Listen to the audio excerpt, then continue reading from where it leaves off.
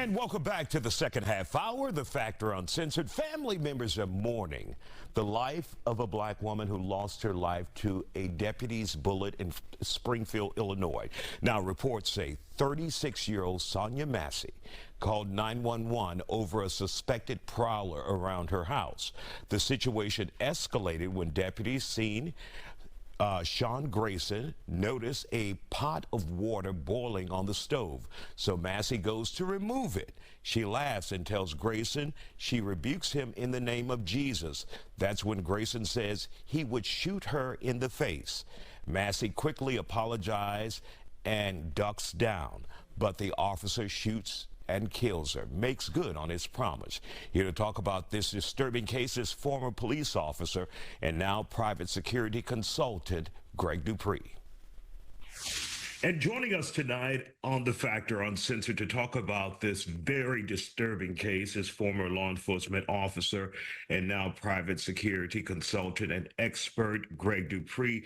Greg, just very disturbing story. The video has been released of 36-year-old Sonya Massey being shot and killed by a Sangamon County deputy. I think he has been identified now as 30-year-old Sean Grayson.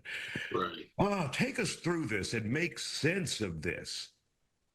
Well, basically what happened was the lady called the 911 in regards to a prowler that she believed had entered her home. The deputies responded and they checked the area, they checked around her home, and they were coming into the house to check the house, make sure everything was safe. And during that interaction with her, they found no one was in the residence. They asked her for her ID.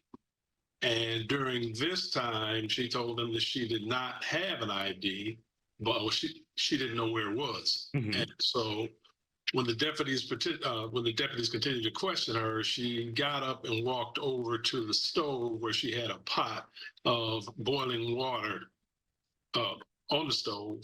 And during that time, the deputies felt threatened by the pot, and they gave her commands to put the pot down. It escalated from there, in my opinion, on the part of one particular deputy, particularly because of the language he was using toward the lady.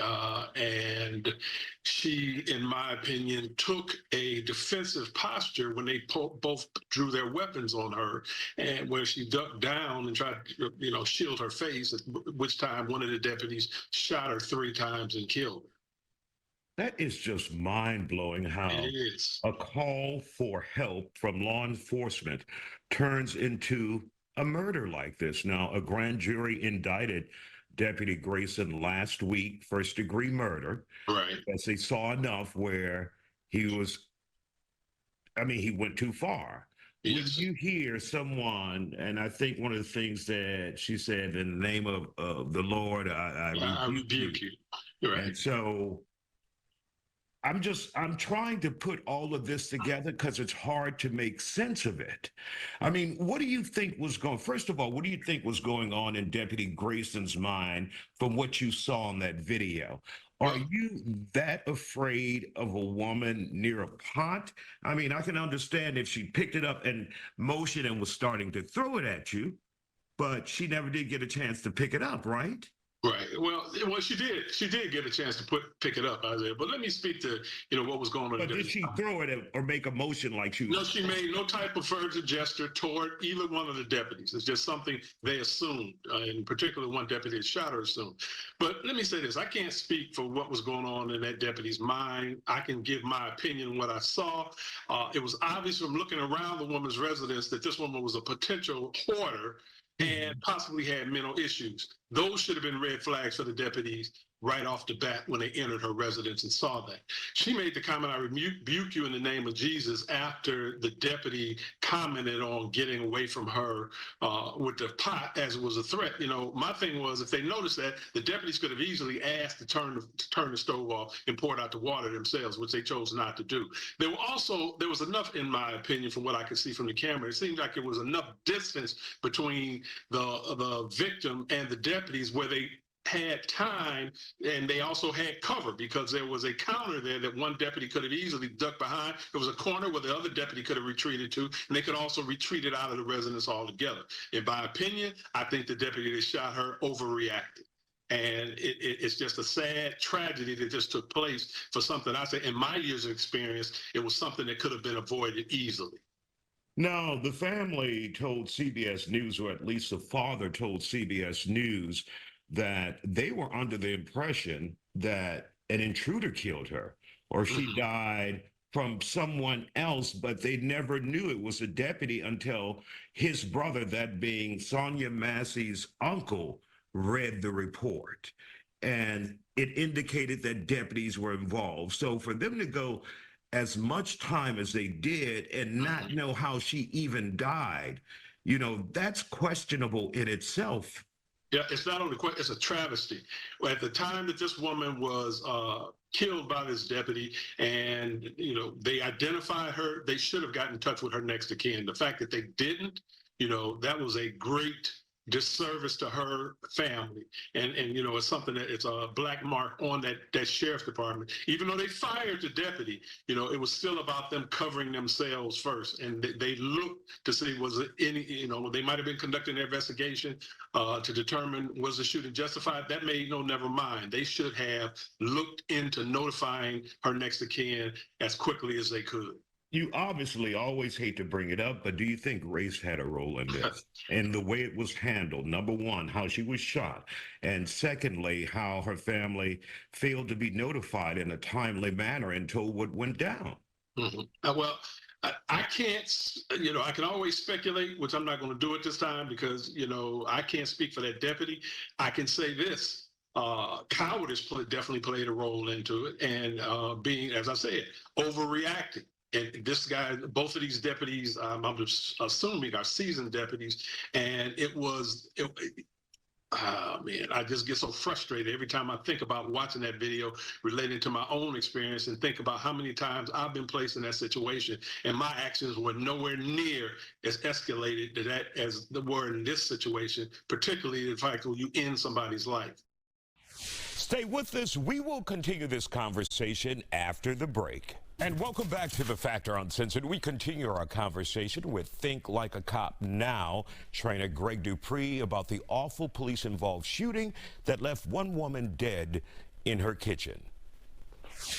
One of the things you said really important, you said cowardice, right, meaning he was such afraid of her or what she could do. Exactly. And when many of us see this big man and this very thin, frail, not frail, but thin female, but he's so afraid of her. Exactly. He pulls out his weapon. And you know, you can't equate size to bravery, because I've seen plenty of large cops that have been scared of the situation. I've seen small ones who aren't. So, you know, I can't say just because this was a big cop, he shouldn't have been afraid of the woman. Okay. But he had other questions. In theory, he shouldn't have been. In theory, okay, I get you now. In theory, right. But in practice, he had plenty of other courses of action he could have taken. You know, instead of pulling that weapon, I mean, you know, as quickly as he escalated the situation by pulling the weapon, and they weren't even listening. If you notice, the woman retreated and took a defensive posture, but she also said, "I'm sorry."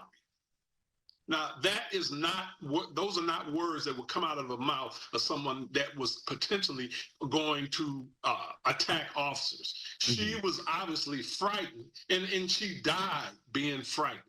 And that's a shame. And as I said, that's something that never should have happened. And one of the most telling signs of how this went wrong was when he gave her a command saying, "I will shoot you in your face." Exactly. That the language that was used on the part of both deputies was not appropriate. Even after he had shot her, his language, you know, he still had that language. Oh, and I noticed, did you notice that he didn't turn his camera on to after he had shot the woman? Okay. Luckily, thankfully, the other deputy had the camera on, because if neither one of them had their cameras on, who knows how this situation would have turned out. Exactly. She likely would have been the aggressor. And did they not at some point say he said she threw the water at him or attempted to throw? No, that's what he said, that she threw the water, attempted to throw the water. He said, look, it's on the floor. Look how close it came. No, the woman did not throw the water. Well, I'll say this. I wasn't there. But from what I saw in the video, I didn't see where the woman threw the video. I saw a frightened woman trying to retreat for her own safety.